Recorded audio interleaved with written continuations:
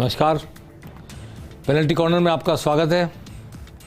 सबसे पहले तो एक चौंकाने वाली खबर जो अभी हाल ही में आई है, उसका पूरा विस्तृत ब्यौरा नहीं मिला है। ममता बनर्जी के सिर में चोट लगी, उन्हें अस्पताल में भर्ती कराया गया। तृणमूल कांग्रेस ने उनकी ऐसी एक तस्वीर डाली है सोशल मीडिया पर क्यों चोट लगी, कैसे लगी, कितनी लगी, ये अभी नहीं पता चल पाया। तो जैसे ही पता लगेगा कोशिश करेंगे हम बताने की। सबसे बड़ी काशी खबर तो है पेट्रोल के दामों में कमी।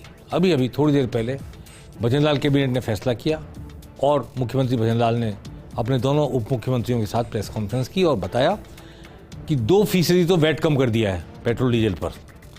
इसके अलावा उन्होंने एक और नई बात कही कि जो डिस्क्रिपेंसी थी राजस्थान के भीतर ही पेट्रोल और डीजल के दामों में, वो क्यों थी, परिवहन को लेकर के कि जहाँ रिफाइनरी से नज़दीक पेट्रोल पहुँचता है वहाँ कम पैसे लगते हैं, जहाँ दूर गंगानगर में, दूरस्थ इलाकों में, उदयपुर में, ऐसी कई जगह, कोटा में, वहाँ पे ज़्यादा पैसे लगते हैं, पेट्रोल डीजल की रेट ज़्यादा है। तो कुछ इस तरह उसको सिस्टमेटिक करने की कोशिश की गई है। डीजल ₹1.34 से ₹4.85 सस्ता होगा, यानी सब जगह ₹4.85 सस्ता नहीं होगा। जहाँ ज़्यादा था वहाँ ₹4.85 तक फ़र्क पड़ सकता है। जयपुर में समझता हूँ ₹1.40, ₹1.34 जो बताया गया वही फ़र्क पड़ेगा ऐसा लगता है। और ऐसे ही पेट्रोल के दाम में भी ₹1.40 का फ़र्क जयपुर में पड़ सकता है। अभी हम कह नहीं सकते कि वास्तव में एग्जैक्टली कितना, अभी कैलकुलेशन चल रही है। पेट्रोल पंप के मालिक और पेट्रोल पंप की एसोसिएशन तो कैलकुलेट कर रहे हैं इस नए तरीके से जो इन्होंने विसंगति दूर करने की कोशिश की है मुख्यमंत्री ने। तो सबसे पहले तो मुख्यमंत्री क्या कह रहे हैं ये सुन लेते हैं। हालांकि अभी मुझे लगता है कि हरियाणा से कम हुआ है पेट्रोल डीजल का दाम राजस्थान में, फिर भी चुनाव में एक बड़ा वादा था, प्रधानमंत्री मोदी ये वादा करके गए थे और ये बड़ा मुद्दा बनाया था राजस्थान पेट्रोल डीजल के अधिक दाम होने को। तो अब उसको कुछ हद तक उन्होंने सॉल्व किया है। आइए सुनते हैं क्या कह रहे हैं मुख्यमंत्री भजनलाल। और महंगाई से राहत देने के लिए हमने जिस तरह से सिलेंडर हमने 450 रुपए में किया था, वही मोदी जी की गारंटी हमने पेट्रोल डीजल की वैट दर 2% की कमी करने तथा ऑयल मार्केटिंग कंपनी द्वारा युक्ति संगत करने के फलस्वरूप प्रदेश में पेट्रोल में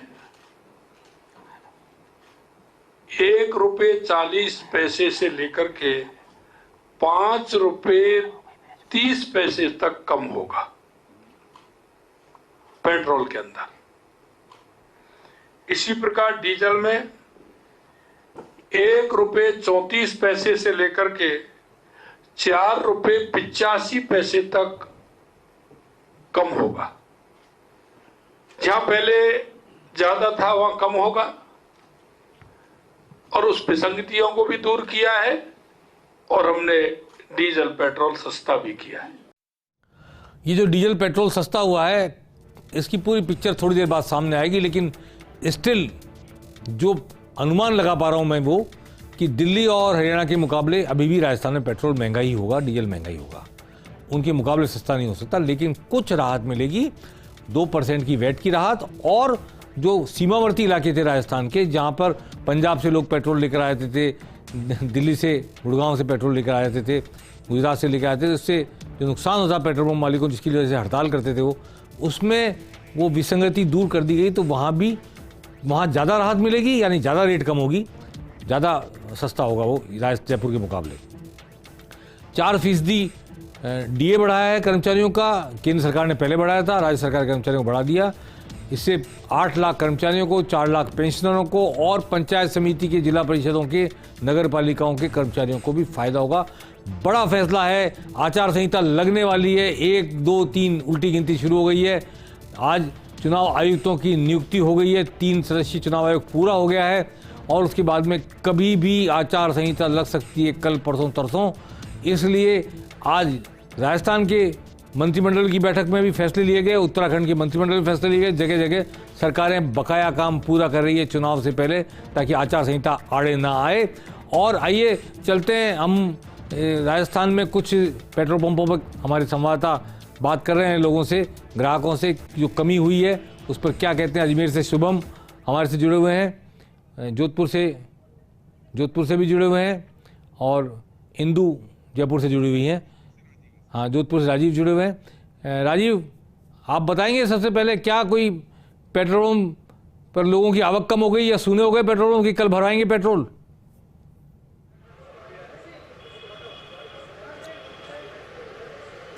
देखिए, निश्चित रूप से मोदी है तो मुमकिन है। और तस्वीर देखिए कि अब चूंकि लोगों को जैसे जैसे पता लग रहा है वैसे वैसे लोग समझ रहे हैं कि आराम से भरेंगे। 2% वैट कम करना बहुत बड़ी बात होती है। और इस वक्त चूंकि अब आचार संहिता लगने से पहले इस तरह का जब फैसला लिया गया, एक कस्टमर से बात भी करते हैं, भैया 2% पेट्रोल डीजल में वैट कम हो गया, क्या कहेंगे?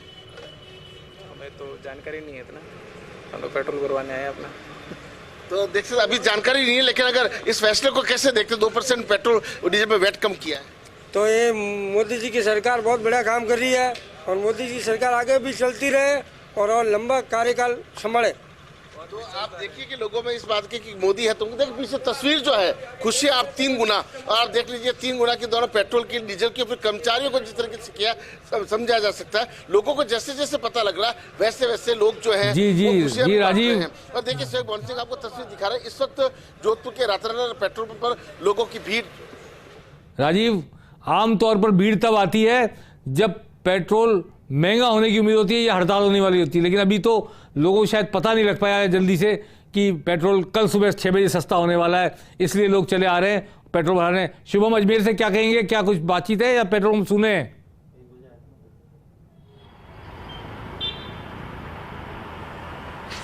जी बिल्कुल, देखिए अजमेर का हाल बता दूं मैं आपको। हम खड़े हैं अजमेर के एक पेट्रोल पंप पे, हालांकि 2-4 गाड़ियाँ आपको नज़र आ रही होंगी, लेकिन कुछ गाड़ियाँ हमारी अभी ऐसी भी आई जिनको मालूम पड़ा कि पेट्रोल सस्ता हुआ तो वो यहाँ से तुरंत रवाना हुआ और उन्होंने कहा कि कल सुबह भराएंगे।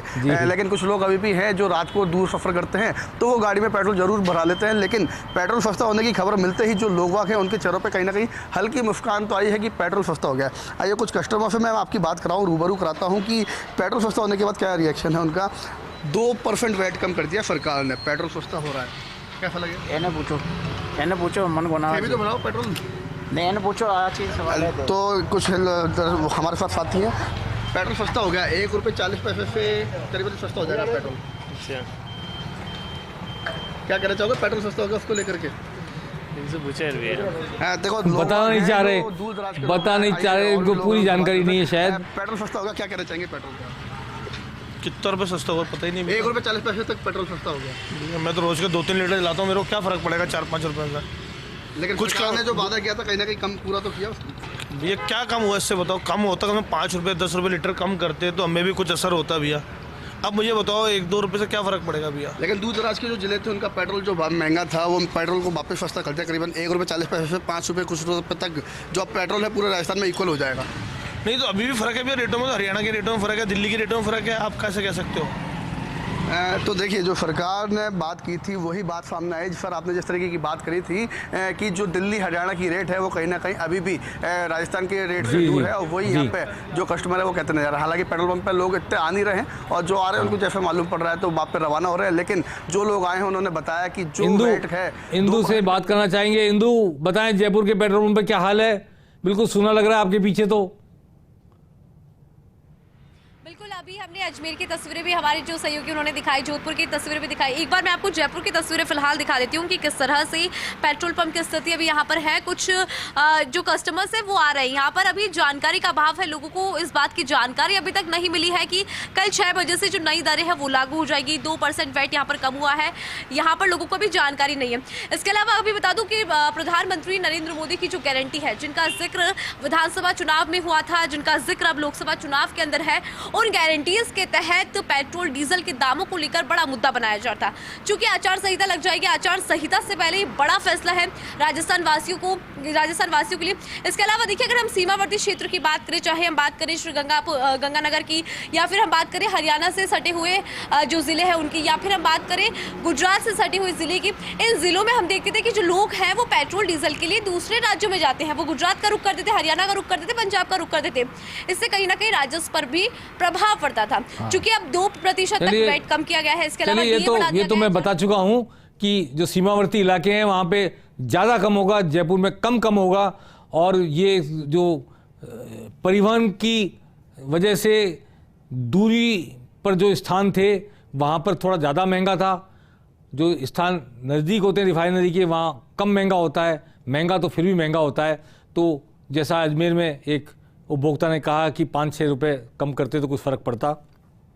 देखते हैं कल जब लोग पेट्रोल भराने जाएंगे, डीजल भराने जाएंगे, कल वास्तविक रिएक्शन पता लगेगी जब उनको अपनी जेब पर फ़र्क पड़ता हुआ नज़र आएगा। कितना पड़ रहा है, कितना नहीं पड़ रहा है, वो असेस करेंगे, तब बोलेंगे। अभी तो बहुत सारे लोगों को पता भी नहीं है कि पेट्रोल डीजल सस्ता हो गया, और पता है तो वो रात की अपनी मजबूरियां, घर पहुंचना है, काम पे जाना है सुबह जल्दी, इसके लिए भरवा रहे हैं। चलिए, बहुत धन्यवाद आप तीनों का। इस तत्कालिक खबर पर हमने आपसे बाजार की फील्ड की रिपोर्ट लेने की कोशिश की।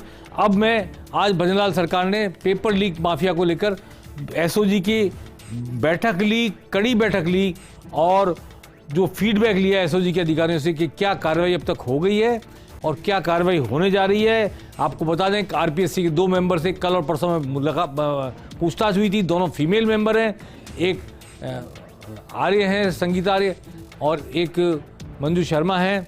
दोनों प्रोमिनेंट परिवार से आती हैं, आरपीएससी की मेंबर हैं, दोनों फीमेल हैं। उनसे कल पूछताछ हुई है, और पूछताछ के बाद आज एसओजी में एडीजी स्तर के अधिकारी के नेतृत्व में जो एसआईटी गठित की गई है, उनसे पूछा गया, और ऑपरेशंस में अब तक काफ़ी बड़ी संख्या में लोगों को अरेस्ट किया गया। 163 लोगों का शायद जिक्र किया था मुख्यमंत्री ने थोड़ी देर पहले। तो आज इसको लेकर वीके सिंह एडीजी एसओजी के मौजूद थे, उन्होंने प्रेस कॉन्फ्रेंस संबोधित किया। आइए सुनते हैं क्या कह रहे हैं वीके सिंह। एसआईटी के गठन के बाद से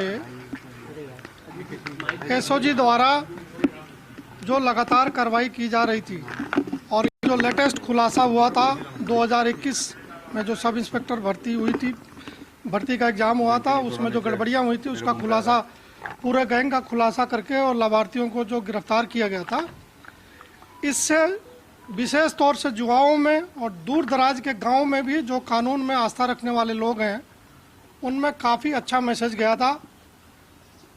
एसओजी को भी और सरकार को भी जगह जगह से ये फीडबैक मिल रहा है लगातार कि ये कार्रवाई बहुत दिनों से अपेक्षित थी, और अब जाके नई सरकार में यह कार्रवाई हो रही है। माननीय मुख्यमंत्री जी जब अभी हाल ही में बीमार हुए थे, उसी दौरान मेरे पास फ़ोन आया था कि टीम की कार्रवाई बहुत ज़बरदस्त है और मैं पूरे टीम से मिलना चाहता हूँ। तो मुख्यमंत्री पूरी टीम से मिले, कार्रवाई से प्रसन्नचित्त है मुख्यमंत्री, संतुष्ट हैं, और लग रहा है कि जो वादा चुनाव से पहले किया गया था पेपर लीक को लेकर एसआईटी गठित करने के बाद वो पूरा होता दिख रहा है लोकसभा चुनाव से पहले। ऐसा मुख्यमंत्री ने माना है, बताया है, कहा है, उसकी समीक्षा की है। अब चलते हैं कांग्रेस की तरफ। आज कांग्रेस में अभी 15 सीटों पर उम्मीदवारों का ऐलान बाकी है, और 2 पार्टियों से गठबंधन की बात चल रही थी। हनुमान बेनीवाल की पार्टी से बात चल रही थी। नागौर में पिछली बार हनुमान बेनीवाल एनडीए के साथ, बीजेपी के साथ मिलकर चुनाव लड़के जीते थे। इस बार कांग्रेस की तरफ आ रहे थे क्योंकि बीजेपी ने उनसे पल्ला झाड़ लिया था, उन्होंने भी बीजेपी से पल्ला झाड़ लिया था किसान आंदोलन को लेकर। अब हनुमान बेनीवाल को 1 सीट मिली पूरी विधानसभा में, 200 सदस्यीय विधानसभा में, लेकिन वो चाहते हैं 2 सीटें मिले लोकसभा में। और बाप भारतीय आदिवासी पार्टी, उसे 2 विधानसभा में सीटें मिली है, वो चाहती है लोकसभा में भी 2 सीटें मिले। और वो चाहती थी उदयपुर लेना और बांसवाड़ा डूंगरपुर लेना, वो संभव नहीं था।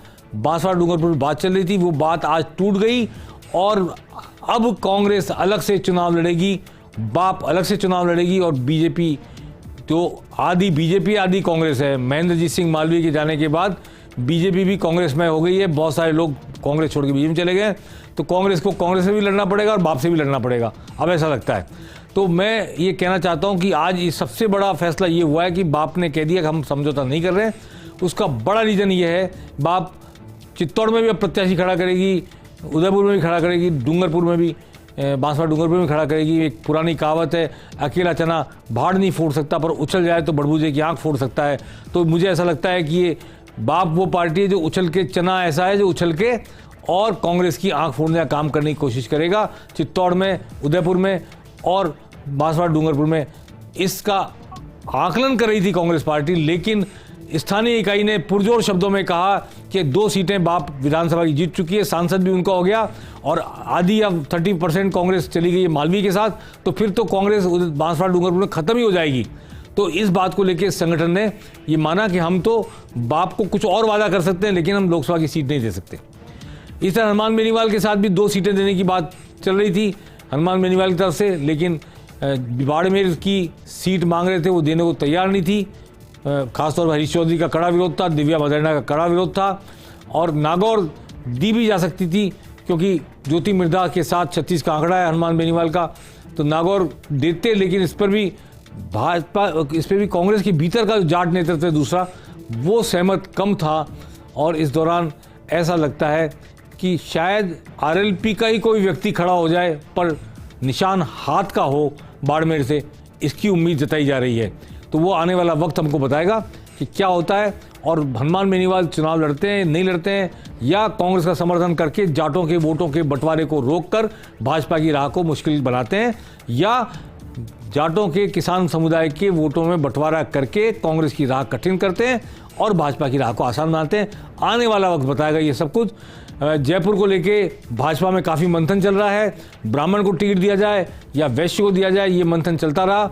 और उधर सुनील कोठारी और ज्योति खंडेलवाल के नाम चल रहे थे, लेकिन अंदरूनी सूत्रों ने बताया कि रामचरण बोरा को अगर टिकट नहीं दिया गया किसी वजह से, तो भी ब्राह्मण प्रत्याशी को ही टिकट दिया जाएगा, ऐसे अंदरूनी सूत्र बताते हैं।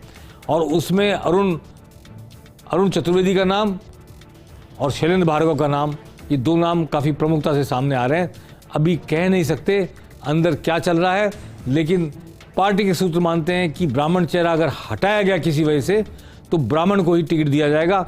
हालांकि ज्योति खंडेलवाल पिछले 10 दिन से दिल्ली में है, पुरजोर कोशिश कर रही हैं पैरवी करने की, और बहुत सारे गणित हैं जिस पर आज समय कम है, कल हम चर्चा करेंगे और आपको बताएंगे। अगले 3-4 दिनों में आचार संहिता भी लग जाएगी, भाजपा की सीसी की बैठक भी हो जाएगी, कांग्रेस की सीसी की बैठक भी हो जाएगी।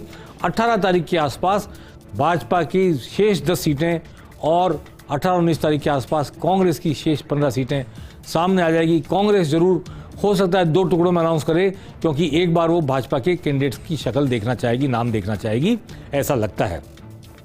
तो आज की सबसे बड़ी खबर, पेट्रोल डीजल के दाम में कमी, 2% वैट कम किया राजस्थान में, लेकिन फिर भी पेट्रोल डीजल हरियाणा के मुकाबले सस्ता नहीं होगा, और 4% डीए दे दिया गया राज्य कर्मचारियों को, केंद्र की बराबर। पेंशनधारियों को मिल गया 8 लाख कर्मचारियों को, 4 लाख पेंशनधारियों को फ़ायदा होगा। नगर पालिका नगर निगम के कर्मचारियों को, पंचायत समिति कर्मचारियों को भी इससे फ़ायदा होगा। चुनाव के पहले, आचार संहिता लगने से पहले राजस्थान कैबिनेट ने ताबड़तोड़ ये फैसले किए हैं, जिनका सीधा इम्पैक्ट चुनाव के नतीजों पर, लोगों के मतदान के फैसले पर पड़ सकता है। और मैं कहना चाहता हूं, आज भाजपा की भजनलाल नीत सरकार ने एक पेनल्टी कॉर्नर लगाया है, देखें गोल होता है कि नहीं। नमस्कार।